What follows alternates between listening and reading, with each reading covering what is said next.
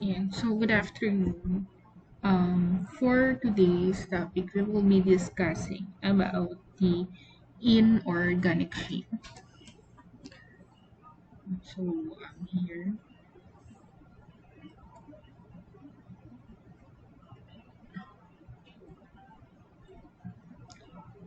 we'll be discussing inorganic shape.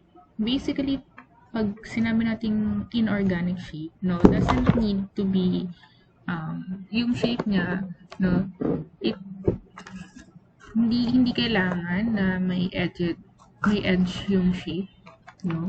So, ibig sabihin, flowy lang yung shape niya, no? Walang kanto, no? So, those are inorganic shape. Now, sa topic na to, we have to test your perspective in looking at a certain shape, no? How are you going to make it like may form siya, no? At 3D siya or 2D siya kapag ka tinignan mo. No? Example. No? So, example, magdo-drawing ka ng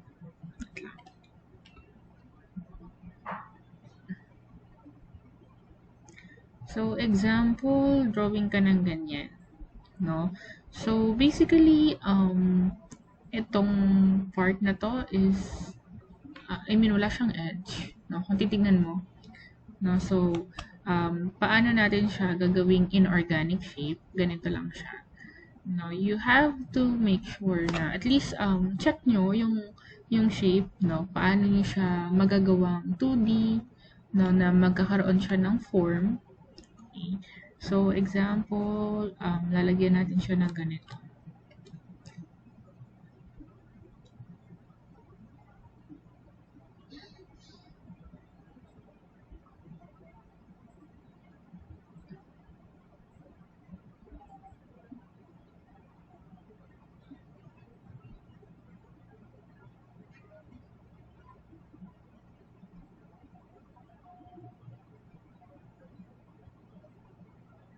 And then, lalagyan natin siya ng straight line dito sa gilid.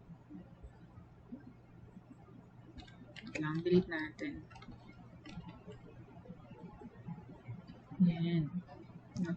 So, kung titignan mo siya, yung ulo mo, itabing mo lang ng onte.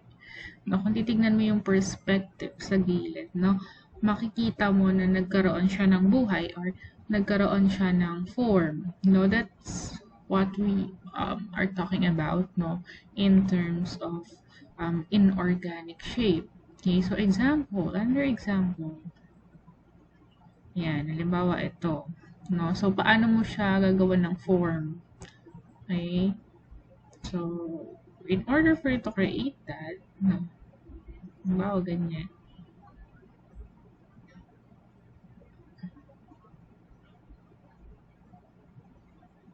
So, there. No? And then, pwede mo siyang lagyan din ng paganto. Okay.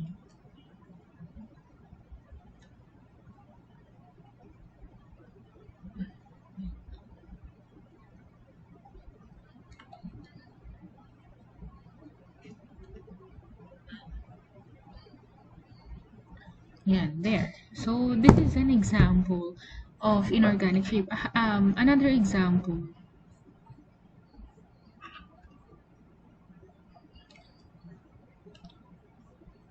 Ayan, kanina 'di ba gumagawa tayo ng cylinder? Yan. Tapos, ito ay bilog. Diba? Wait lang. Yan. Aha. Yan. So, paano natin siya gagawa ng form? Yan natin siya ngayon ng line.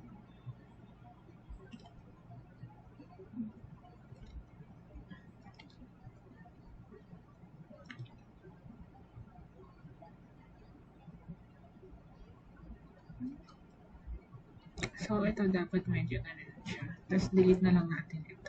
Erase. Okay, so, that's how you create inorganic shape. No? So, para saan? No, bakit kailangan natin matutunan?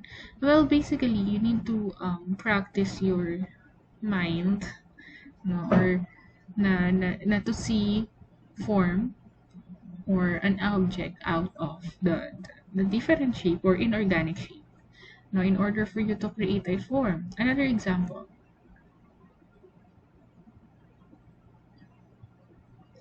So, pwedeng lagyan natin siya ng paganon.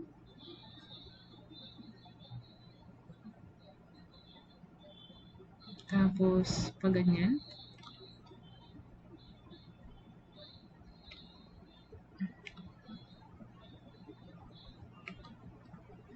Yan. So, this is another example. Na ano pa ba pwede? Let's say for example,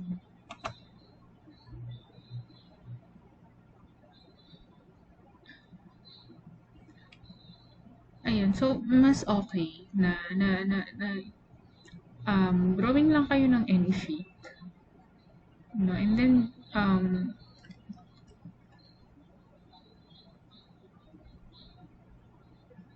tignan nyo lang siya in different perspective, no? Parang kumbaga paano nyo siya magagawan ng form out of the inorganic shape. Okay? So, yun. So, ano ba bang example?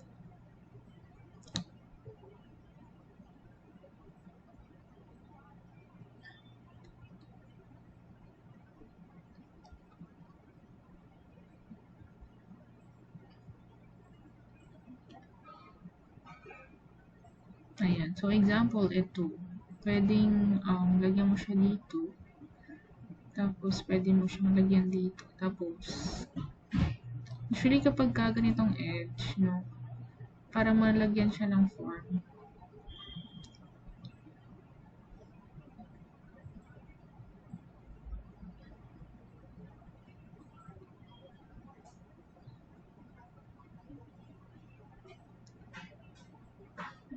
Yan. So, pag may excess, pwede naman natin siyang i-delete or i-erase. Sorry, i-delete. Yan. So, erase natin siya.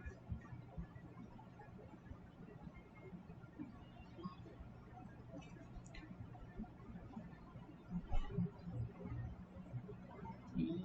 So, those are an example of inorganic shape. Now, what I want you to do in your first, this is the first practice that you need to accomplish. No, just draw any flowy shape, no, but hindi edge shape, no, na may kanto-kanto. No, and then you try to see it in the different perspective, no, for you to create a form. Okay, so that will be your first task. Your second task would be zoom in ko lang. Ayan. So, for your second task, okay, so, drawing lang ulit tayo. Aha, alimbawa naman.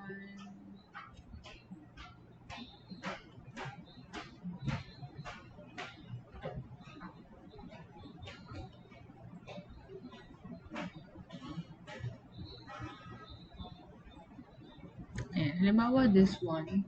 And then, lagyan lang natin siya ng ganito. Wait lang, medyo edgy. And then, let's say for example, na dito manggagaling yung light, no, ninyo. Now, all you have to do is to create a shadow.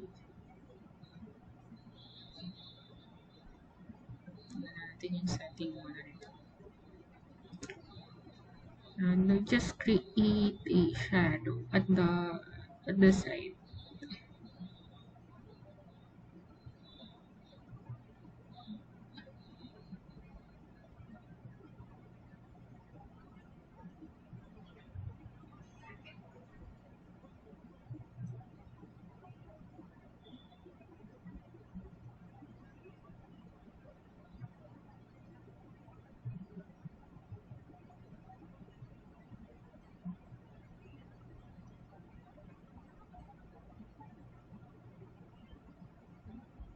Mhm.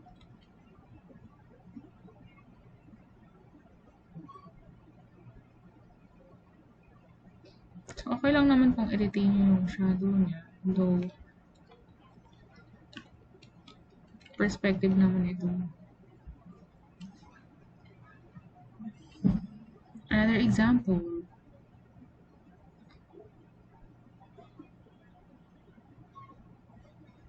bawa, ayan.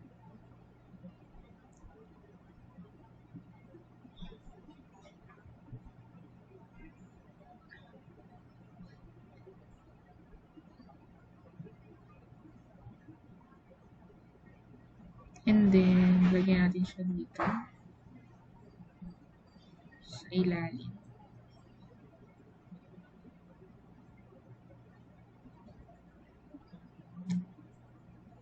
Halimbawa, dito manggagaling yung light mo. Pangit nung pencil actually. But there, natin lagyan dito ng konting shadow.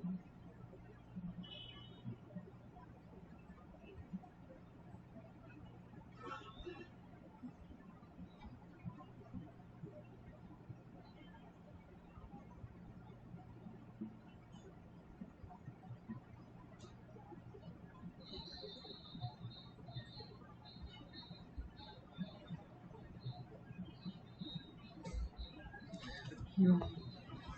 Another example.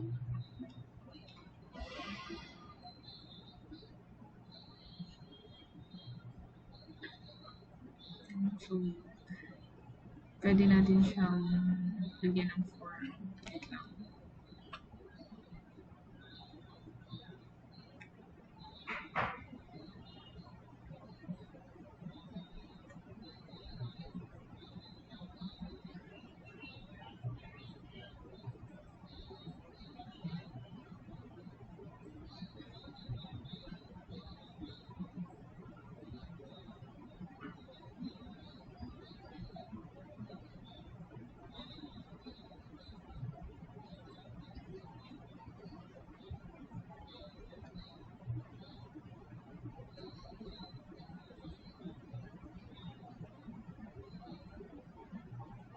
And then, let's say for example, yung light mo ay manggagaling dito. No? This time, nag-create tayo ng shadow para lang at least, no, magmukha siyang 3D.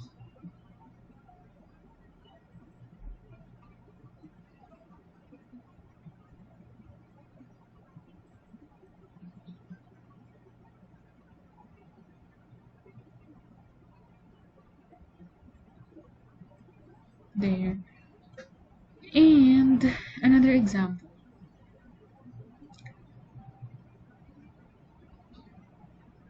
Alright.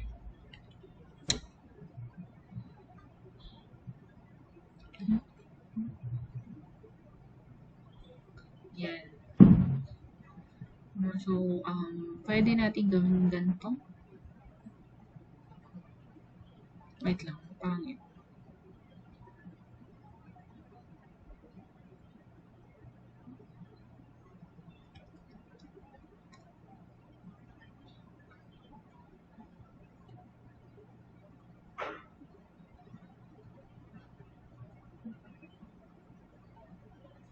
And then, halimbawa dito ulit manggagaling yung light. No? So, bigyan emphasis lang natin itong baba.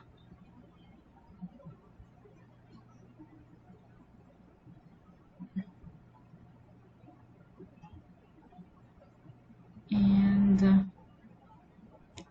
lagyan natin ang shadow dito.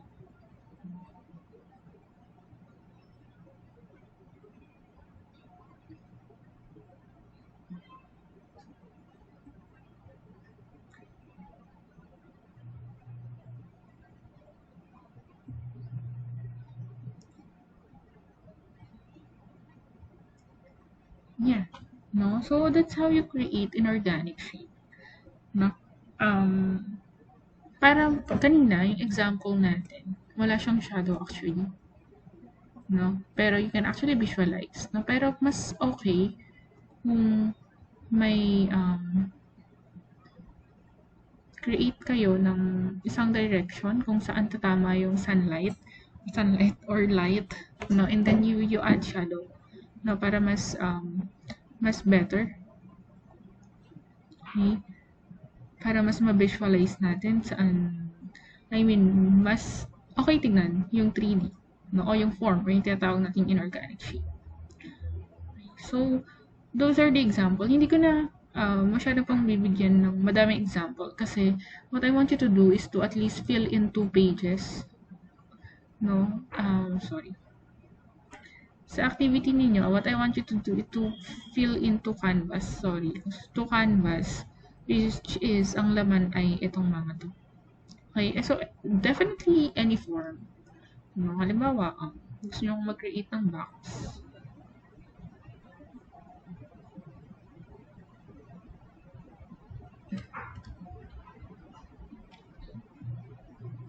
Halimbawa, gusto niyo mag-create ng box.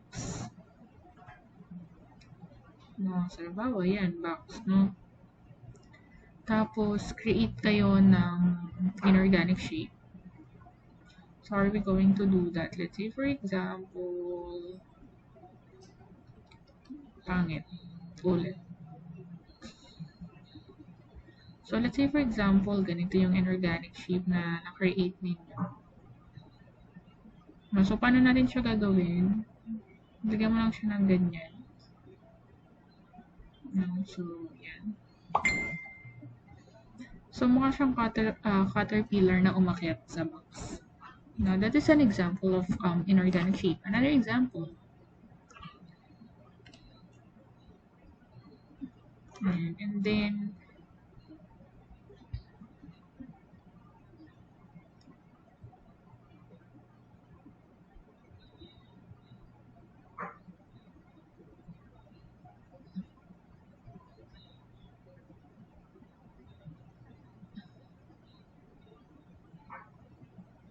yan. So, halimbawa, ito yung inorganic shape natin. Bigyang emphasis ko lang.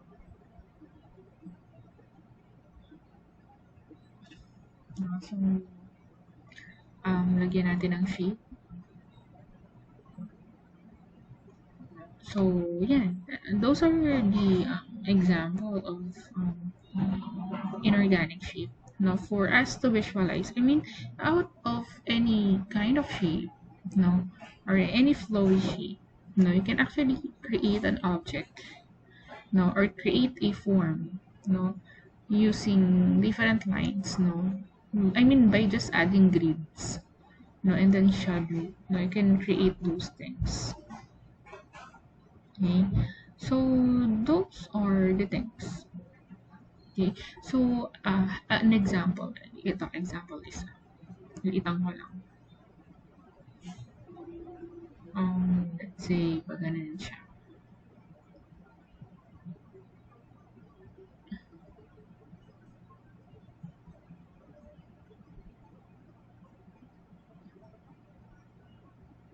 Let's say an example would be a box. No? And then, actually, pwede mo siyang lagyan ng here.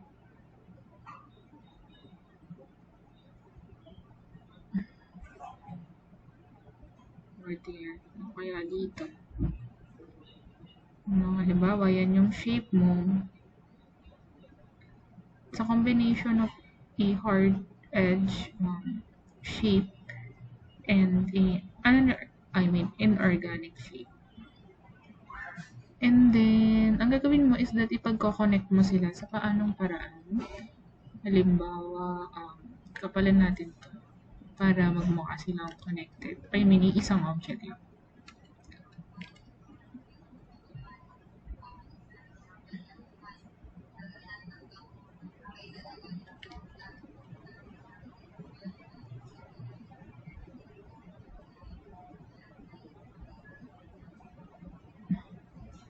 Yeah. So, let's say, no, you can actually create lines from here.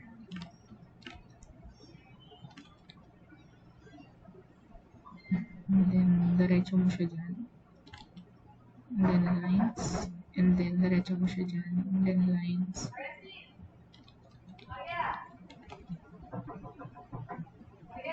Camille, tawag ka. Ni RA. Hindi record ako.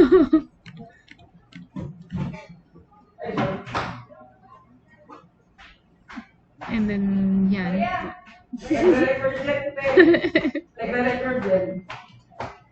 Bye. Nagre-record din ako. Sorry.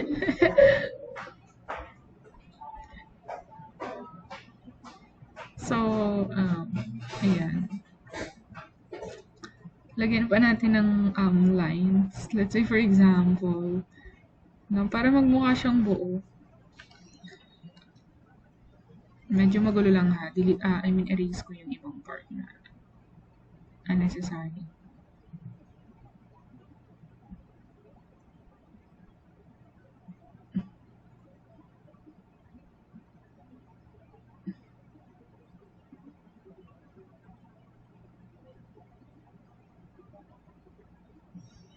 Ulitin na lang natin.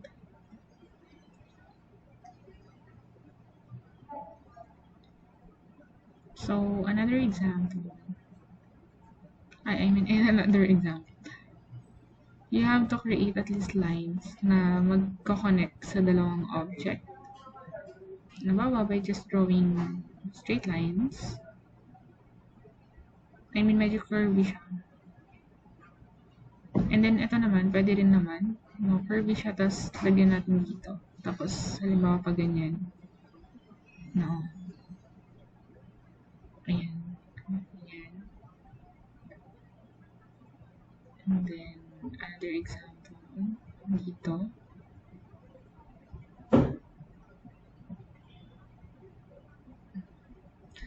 Ayan. So, erase natin yung part na medyo messy. Para at least ma-visualize din.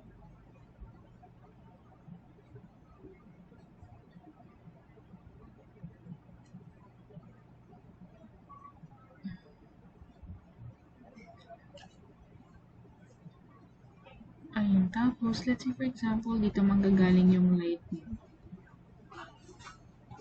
Pwede nating lagyan ng shadow dito. And then, dito.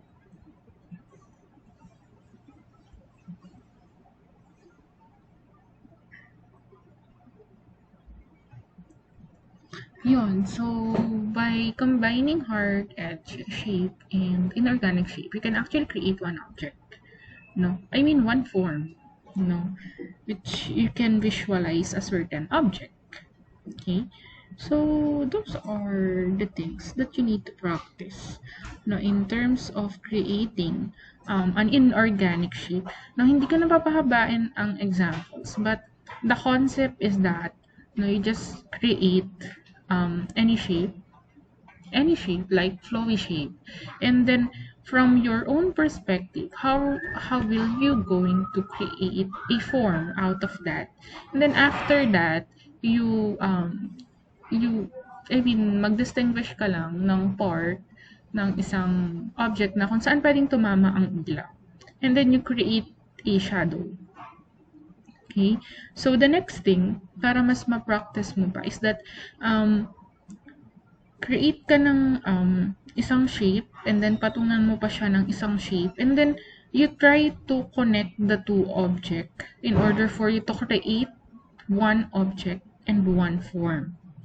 No? So, example itong pinakita ko sa inyo. Diba, it came from two object, and then we combined the two object or the two different shape or the inorganic shape. No, and then after out of that, no, we actually nakaka-create tayo ng isang object or isang form. No, so those are the practices that you need to undergo, no, as part of our discussion. Okay, so in our discussion, okay,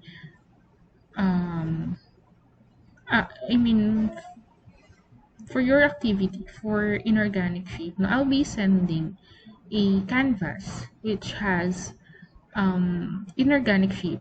And then, ang gagawin nyo doon is that, if you feel in ninyo, no, I want you to be creative in terms of creating inorganic shape, no? Paano kayo makakagawa ng form out of that? No, those are the things that you need to um, do as part of your activity. No, so bakit kailangan natin ng inorganic shape? Halimbawa,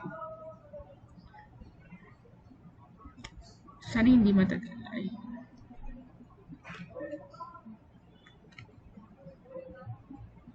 halimbawa, hindi ko nakakapalan ha, para hindi tayo magtagal.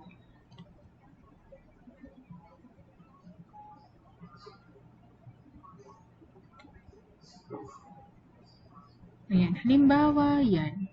Now, let's say for example, this one. Now, so, let's create.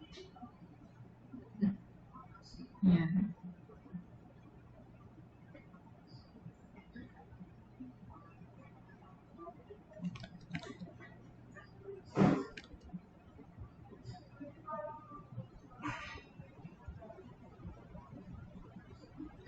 Yan. So, erase ko lang to. Yan. So, halimbawa, ayan, medyo hindi lang edgy yung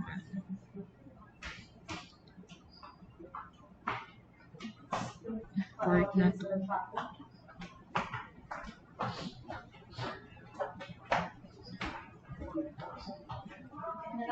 Ingat. Ayan. So, halimbawa, ayan. And then, let's say for example,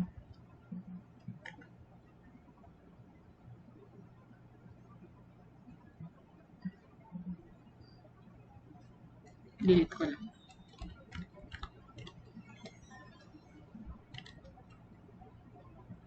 Lagyan natin ng ano dito. Or masyadong mababa.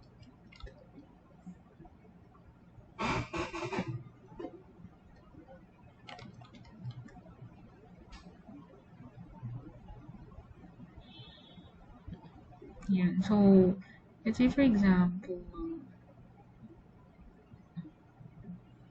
and then, create ka niyan, and then lagyan mo ng ganito. No? So, another example, another part.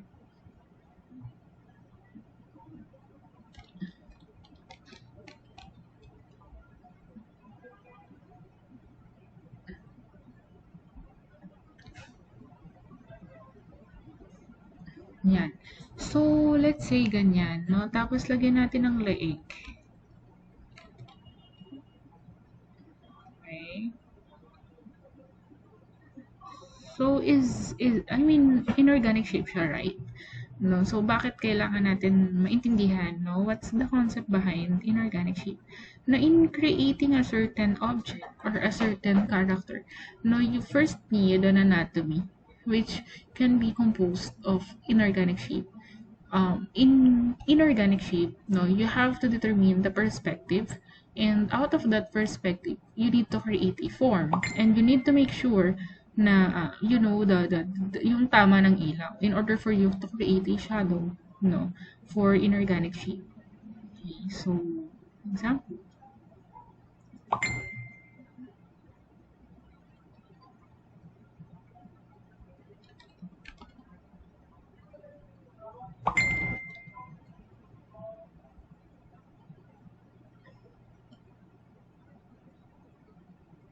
Medyo hindi siya circle. Ulitin natin to. Dapat medyo below.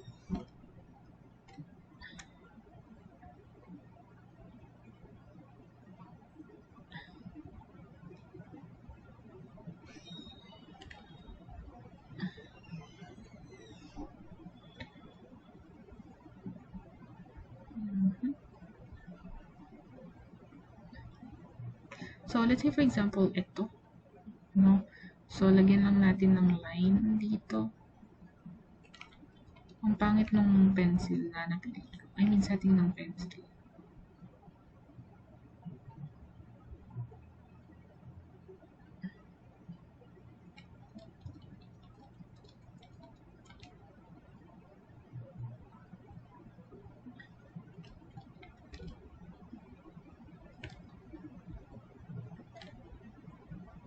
Ayan.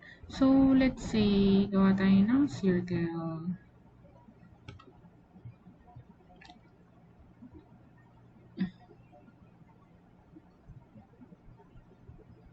Ayan. So, this is an inorganic shape. Then, halimbawa, circle dito.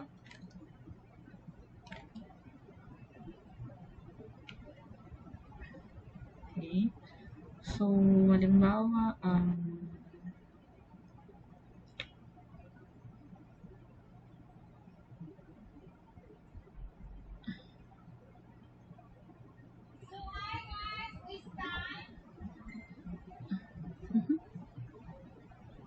unresponsive ba?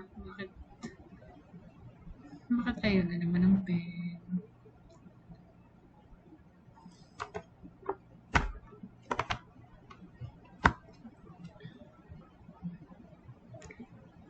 Ayan. Aha. Ayun, wait lang.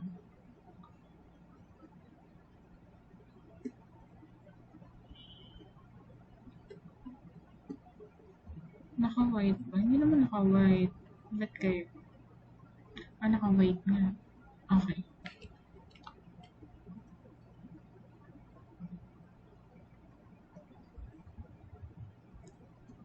Ayan, ayan, ayan, ayan. So, going back, no, let's say for example,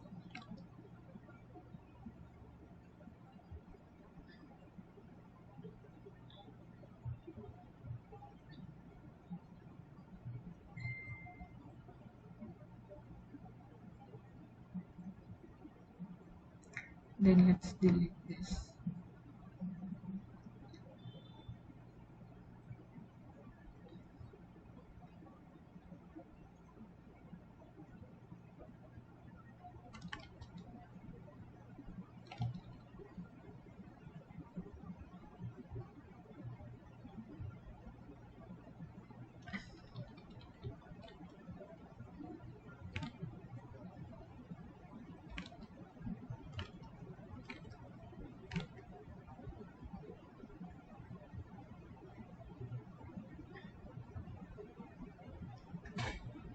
And then, gawa tayo ng inorganic shape para magkaroon siya ng form.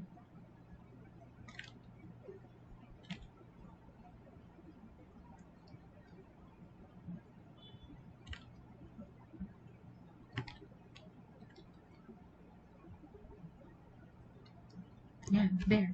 No. So, di ko na yung tutuloy. But, if you will going to imagine, no, this will be your backbone in drawing. And then, after nun, no, di ba sa Photoshop, we can actually layer objects or layer the canvas. No, and then, pwede mo siyang babaan yung, ang tawag dun? Yung babaan yung parang medyo malabo siya. And then you start drawing the object, yung itsura mismo ng object. No? So, that's the concept of inorganic shape. No? Basically, from inorganic shape, no, you can actually create an object. Okay, so, siya yung pinaka-backbone. That's why I want you to practice inorganic shape. Now, as part of your midterm, no, this will be part of your midterm, part 2 of your midterm. No, I'll be sending files, no, sa ating GC. And then, you have to create inorganic shape out of the given shape doon sa ating worksheet. Okay.